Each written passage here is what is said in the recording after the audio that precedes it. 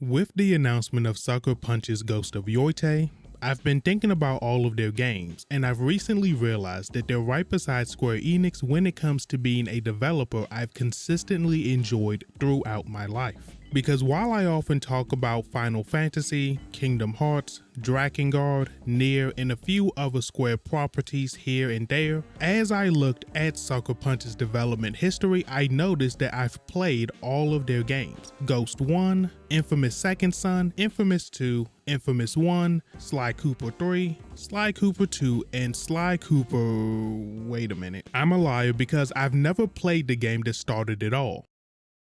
Sly Cooper and the Thievius Raccoonus, which was originally released on September 24th, 2002, which in retrospect should have made it obvious that Ghost of Yoitei was going to be announced a few months ago. And as much as I would love to talk about the development history of this game, there aren't many stories about its development, except for one story where the devs at Sucker Punch thought it was pretty hilarious to have a raccoon wearing a mask. And when I look at Sly, it's pretty funny. But let's move on and talk about the gameplay. Sly 1 can be described as a stealth action adventure platformer, where the main form of gameplay consists of stealthily sneaking around 5 different areas to eventually reach the treasure at the end of each level. The main challenges that oppose Sly as he attempts to get around his environment are spotlights, lasers, dart shooters, and enemies. All 4 of these challenges will become one-hit lethal if Sly is noticed, with the exception of having a horseshoe that allows our favorite raccoon to take damage one time before he goes back to his normal one-hit state. However, within the levels Sly explores, there are usually 7 challenges Sly and the gang have to conquer. These challenges fall into one of these categories: platforming, an on-foot chase, car race, on-rail shooter, a special collectathon, or guided protection mission. After completing all of the missions in a level, the pathway to the boss of that level will be opened. And just like all of these challenges, to reach these bosses, they're all different, with Rayleigh being all about patience, Mugshot using cover, Miss Ruby a rhythm game, Panda King a straight up fight, and Clockwork is a combination of a on-rail shooter platformer challenge. If there is one blatant negative, the game has some weird input lag that caused more than a few missed inputs that led to me falling off the stage throughout the entire game, or more specifically during the Miss Ruby boss, having to mash through the rhythm game. Honestly, I wasn't expecting the sheer variety of gameplay genres seamlessly incorporated into Sly Cooper, but it was a pleasant surprise and marks a trend that runs throughout all of Sucker Punch's games, with their dedication to blending diverse gameplay styles into their projects, in addition to their focus on momentum and movement that carried into the Infamous and Ghost series. As I've mentioned before, this game has 5 distinct levels that Sly explores as he travels around the world, but these environments are more than simple backdrops. They act as ways to deepen the feeling of immersion within players. The game starts at the Isle of Wrath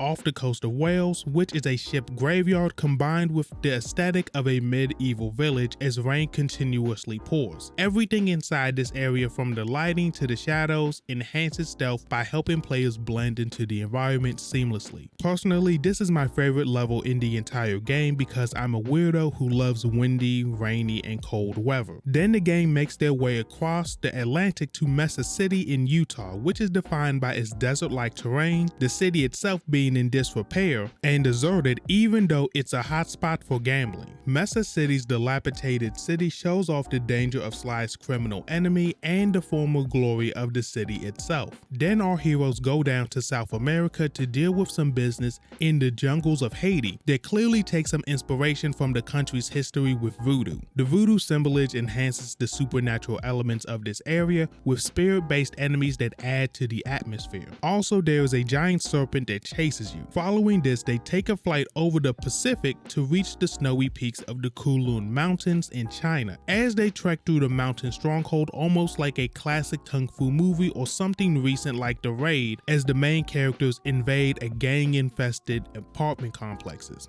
which leads to the stage that will close the journey, the Kakrov volcano. The volcano feels oppressive with its lava flows and traps. signaling the game's final act. And all of these unique locales are enhanced by an exaggerated cel-shaded art style that I feel is timeless and honestly makes me wonder why more games don't use cel shading. Visually, Sly 1's cel-shaded art style is an important piece of its charm. It gives the game a comic book feel that complements its Saturday cartoon vibe. The thick lines of the cel shading make the colors pop and the various environments from start to finish. The character art across the game feels intentionally imperfect as to exaggerate the bold line work. In my opinion, it makes Sly 1 and the rest of the series instantly recognizable. Also, even though the game is almost a quarter century old, it visually holds up a lot better than those late PS1 and early PS2 fully 3D games. Overall, Sly Cooper and the Thievius Raccoonus excels in creating diverse, memorable environments that seamlessly integrate into the gameplay while using a striking visual style that remains timeless. Sly 1 has a simple story. We play as Sly Cooper, who is the heir to the Cooper family thieving legacy. However, one day when Sly is a child, his parents are killed by a criminal group called the Fiendish Five, who also steal Sly's birthright, the Thievius Raccoonus, an encyclopedia of the Cooper family where every member writes down their greatest techniques or tricks to help the next generation. This tragedy leads Sly to being sent to an orphanage where he meets his best friends for life, the intelligent Bentley and the strong Murray. Over the years, they hone their skills until they decide to strike back at the Fiendish Five and take back the pages of the Thievius Raccoonus. After defeating 4 of the 5, Sly and crew realizes that throughout the book, a figure named Clockwork has appeared and has been mentioned multiple times. This comes to a head in the final mission where Sly and crew take down the wrathful Clockwork, who has been hunting down the Coopers for generations. With this, our heroes defeat the Fiendish Five and go on to have more adventures in future titles. The story of this game might be straightforward, but it manages to lay the foundation of the trio we will be following in this game series. The entire game oozes a sense of cool, just like Sly. While the story isn't anything to write home about or gush over, there is some subtle commentary with the cops in the games, except for Carmelita being pigs. The story sets up an interesting world that is primed to be expanded upon. When it comes to characters in this game, there isn't much to talk about. What you see is what you get. Bentley is the smart guy in the chair, Murray is the simple but endearing driver, Carmelita is the love interest on the opposing side of the law. 4 of the Fiendish Five are essentially driven by a mix of power-hungry ambitions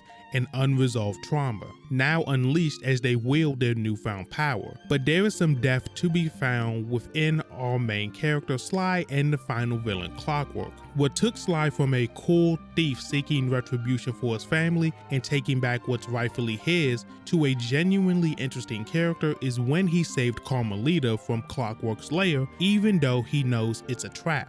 The reason why it stuck out is because Bentley brings up the idea of dooming the cop to her fate, but Sly shuts it down, showing that while our trio of heroes are similar because they grew up together, they are their own people and aren't some goody hive mind. Clockwork, on the other hand, is a far more complex villain than he initially appears. As the final antagonist of the game, Clockwork represents a contrast to Sly's more honorable, albeit criminal, approach to thievery. What Clockwork represents is deeper, darker, and more relatable. Clockwork is an unfiltered representation of how hate can consume a person. I thought it was a genius move on the devs to not give us the backstory on Clockwork because it doesn't matter at this point. Whichever member of the Cooper clan that originally sparked Clockwork's hatred is long dead. The hatred that this bird exudes is taking the concept of making the son pay for the sins of the father, but taken to the absolute extreme. In addition to this, the hollow body that houses this spite serves as a metaphor for how hate can consume us, with Clockwork replacing his original body with metal cybernetics. Sly and Clockwork are polar opposites of each other. Sly relies on his wit, charm, and the bonds he forms with others. Clockwork represents the destructive force of obsession and isolation. Sly isn't just driven by revenge, but a desire to reclaim his family's legacy without losing his soul in the process. Unlike Clockwork, who already has.